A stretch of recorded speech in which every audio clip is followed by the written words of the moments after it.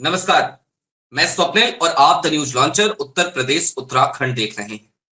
कांग्रेस के भीतर बदलाव की खबर और अब वो बदलाव होता नजर भी आ रहा है।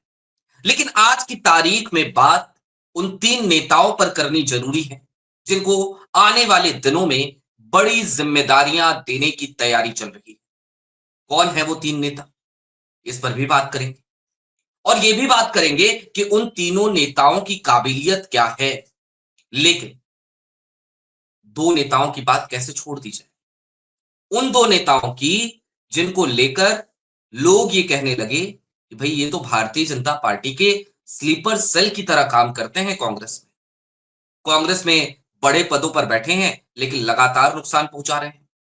तो अब सवाल यह है कि कहीं ऐसा तो नहीं कि इन दोनों की कुर्सी खाली कराकर उस कुर्सी पर कांग्रेस के तीन नेताओं को बिठाया जाएगा, उन्हीं तीन नेताओं को जिनका जिक्र अभी मैंने किया।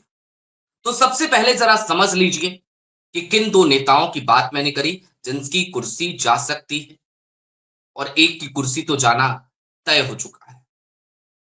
एक है जयराम रमेश, कांग्रेस के जनरल सेक्रेटरी और मीडिया के इंचार्ज, संचार विभाग के इंचार्ज। दूसरे, नो डाउट आप समझ गए होंगे, केसी वेणुगोपाल, कांग्रेस के संगठन महासचिव। लेकिन अब उन तीन नेताओं के बारे में जान लीजिए जिनका जिक्र करने के लिए आपसे ये संवाद हम कर रहे हैं। एक तो है सचिन पायलट। याद कीजिए वो पुराना दौर, राहुल गांधी के इर्द गिर्द कुछ नौजवान चेहरे हुआ करते थे, राहुल के हमउम्र।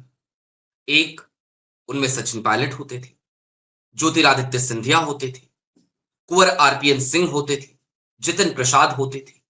सब चले गए, लेकिन सचिन पायलट कांग्रेस में रहे। एक वक्त ऐसा जरूर आया जब उपेक्षा का शिकार हुए तो बागी रुख अख्तियार कर लिया। अपनी ही राजस्थान में अपनी ही सरकार के खिलाफ, अपनी ही पार्टी की सरकार के खिलाफ बगावत पर उतरे। लेकिन उसके बावजूद कांग्रेस को मजबूत करने का काम जरूर किया, हर वक्त किया।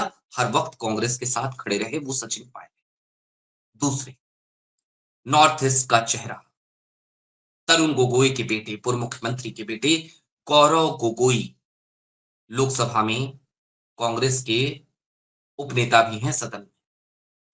गौरव गोगोई को भी बड़ी जिम्मेदारी देने की तैयारी चल रही है। और तीसरा नाम पवन खेड़ा। अब पवन खेड़ा कौन? तो कांग्रेस की जितनी भी प्रेस कॉन्फ्रेंसेस देखी, उसमें जब पवन खेड़ा की प्रेस कॉन्फ्रेंस होती है तो फैक्ट के साथ होती है, बाकायदा रिसर्च करते हैं। पवन खेड़ा का जो इतिहास है वो भी उपलब्धियों से भरा रहा है। शीला दीक्षित के दौर को याद कीजिए, याद कीजिए शीला दीक्षित ने दिल्ली की सरकार में किस तरीके से काम किया। याद कीजिए बतौर मुख्यमंत्री उनके कार्यकाल को, उनके विकास कार्यों को। तो फिर उसके पीछे का जो थिंक टैंक आपको नजर आएगा, जो सलाहकार आपको नजर आएगा, वो कोई और नहीं, पवन खेड़ा। और वही पवन खेड़ा अब जयराम रमेश की कुर्सी पर बैठने जा रहे हैं। ये बात कांग्रेस के अंदरूनी सूत्रों से पुख्ता तौर पर क्लियर हो चुकी है, स्पष्ट हो चुकी है। अब चलते चलते ये समझिए कि केसी वेणुगोपाल का क्या होगा। तो केसी वेणुगोपाल को एक झटके में तो नहीं हटाया जा सकता, ये हर कोई जानता है। एक झटके में हटा दिया तो उसका खामियाजा भी भुगतना पड़ सकता है।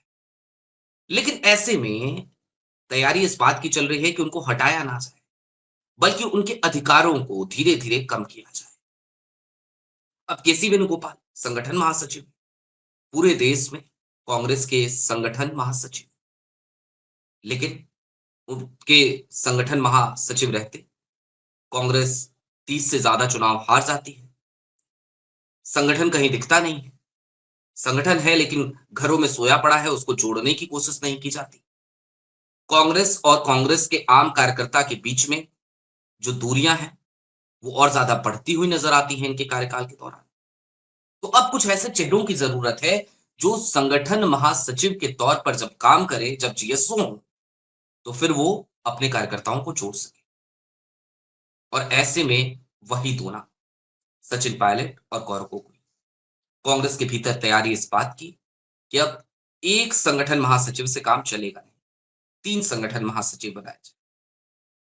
हिंदी बेल्ट के लिए सचिन पायलट को आगे किया जाए, बिहार के लिए, उत्तराखंड के लिए, उत्तर प्रदेश के लिए, झारखंड के लिए, मध्य प्रदेश के लिए, राजस्थान के लिए, ये जो इलाके हैं, झारखंड के लिए, ये जो इलाके हैं, ये जो राज्य हैं, हिंदी बेल्ट के जो राज्य हैं, यहां के जीएसओ के तौर पर काम करें सचिन पायलट।